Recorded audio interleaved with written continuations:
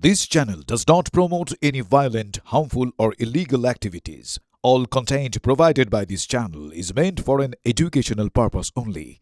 রাত থেকে দুপুর দফায় দফায় তপ্ত যাদবপুর বিশ্ববিদ্যালয় চত্বর। গতকাল আপনারা জানেন দুই ছাত্র গোষ্ঠীর সংঘর্ষে যে উত্তপ্ত হয়ে ওঠে যাদবপুর বিশ্ববিদ্যালয়ের চত্বর এবং তারই প্রতিবাদে আজ এসএফআই এবং এবিভিপির তরফ থেকে প্রতিবাদ মিছিল করা হয়।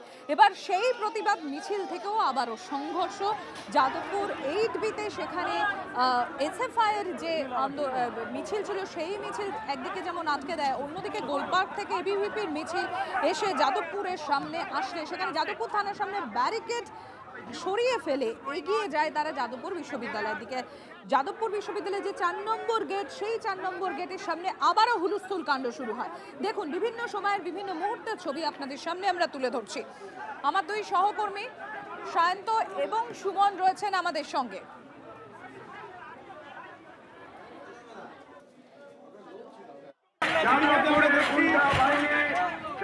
এই মুহূর্তে যাদবপুর 8বির সামনে ব্যারিকেড ভাঙার চেষ্টা, যাদবপুর 8বির সামনে ব্যারিকেড ভাঙার চেষ্টা করছেন বামপন্থী যে ছাত্র সংগঠনরা ছিলেন তারা কিন্তু ব্যারিকেড ভাঙার চেষ্টা করছেন এবং যাদবপুর 8বির সামনে তারা কিন্তু ব্যারিকেড ভাঙার চেষ্টা করছেন।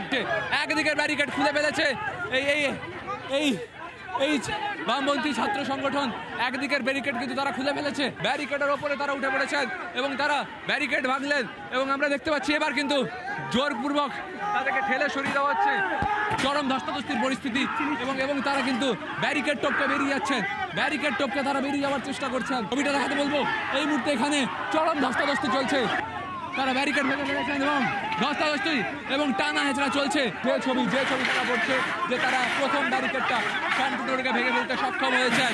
যাদবপুর বিশ্ববিদ্যালয়ের কালকের ঘটনা এবং তারপর যেভাবে বারবার এই ছবি ধরা পড়েছে। দীপশিতা ধরকে আমরা দেখতে পাচ্ছি, তিনি সামনে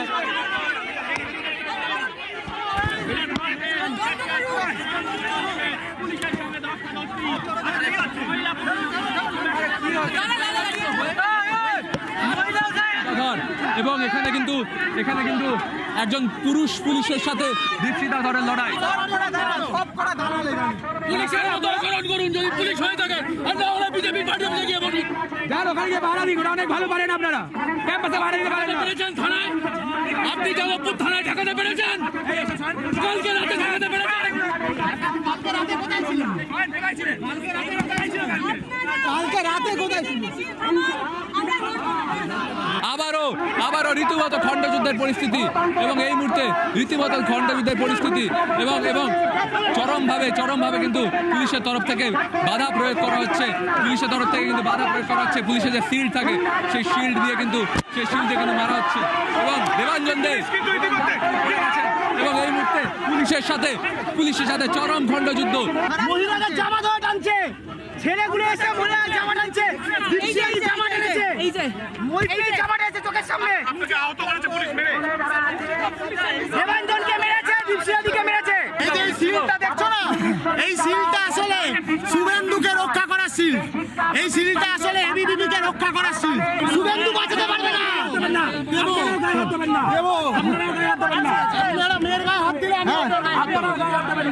অন্যরকম ছবি।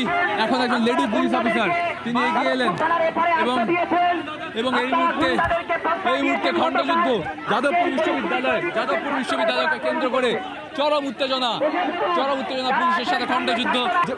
বহু ছাত্র সংগঠনের সমর্থক তারা পড়ে যাচ্ছেন, বসে পড়ছেন এবং পুলিশের তরফ থেকে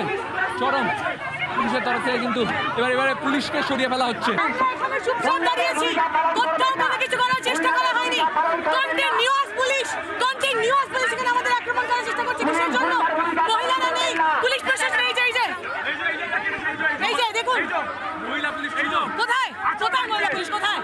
রীতিমতন ধস্তাধস্তি হলো, খণ্ডযুদ্ধ হলো।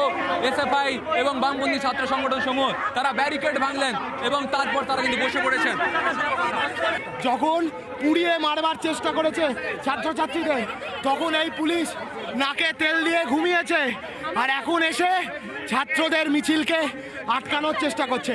বিজেপির এবিভিপি একটা নেংটি ইউজুরের সাইজের মিছিল করছে। উত্তেজনা এবং তারপর এসএফআই এবং বামপন্থী ছাত্র সংগঠন তারা কিন্তু এখানে অবস্থান বিক্ষোভে বসে পড়ল। দুপুর 2:10 নাগাদ ঠিক কিরকম খণ্ডযুদ্ধ শুরু হয় আপনাদের তখনকার ছবি তুলে ধরলাম আপনাদের সামনে। সায়ন্ত এবং সুমন আমার দুই সহকর্মী রয়েছেন আমার সঙ্গে। আমি একবার প্রথমে সায়ন্তর কাছে চলে যাবো। সায়ন্ত, এবিভিপির এই মিছিল তো গোলপার্কের দিক থেকে যাদবপুরে আসছিল, সমস্যাটা কোথা থেকে শুরু হলো? দেখো, তোমাকে আমি দেখাবো আমার সহকর্মী সুমিতার মাধ্যমে। আমরা ঠিক যেখানে দাঁড়িয়েছি এটা হচ্ছে যাদবপুর থানার একদম ক্রসিং। যাদবপুর থানার যে ক্রসিংয়ে দাঁড়িয়ে তার ঠিক উল্টো দিকে সেই জায়গায় প্রথম ব্যারিকেডটা করা হয়। এরপর ব্যারিকেড রাস্তায় রাজা সুভাষচন্দ্র মল্লিক যে রোড আছে সেই ব্যারিকেড দুদিকে করা হলেও একদিকে পুলিশের সংখ্যা বেশি ছিল, একদিকে কম ছিল। যেদিকে কম ছিল সেদিকটা টপকে ব্যারিকেড ভেঙে তারা একদম যাদবপুর থানার সামনে চলে আসে। সেখানেও আরেকটা ব্যারিকেড ছিল, সেটাও ভেঙে ফেলে তারা এইখানে বসে পড়ে, যেখানে তুমি দেখতে পাচ্ছ এখনও বিশাল পরিমাণ পুলিশ বাহিনী তারা মোতায়েন আছে, র্যাব মোতায়েন আছে।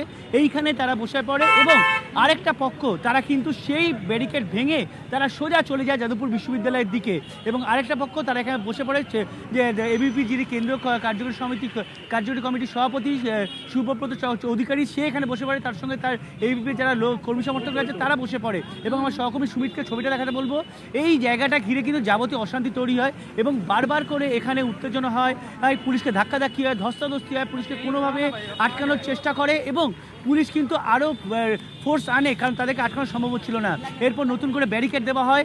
এই রাস্তা, যে রাস্তা আমরা দাঁড়িয়ে আছি সেই রাস্তা টপকে তারা অন্য রাস্তায় চলে যায়। আমি ফিরছি তোমার কাছে, তুমি একটু সঙ্গে থাকো।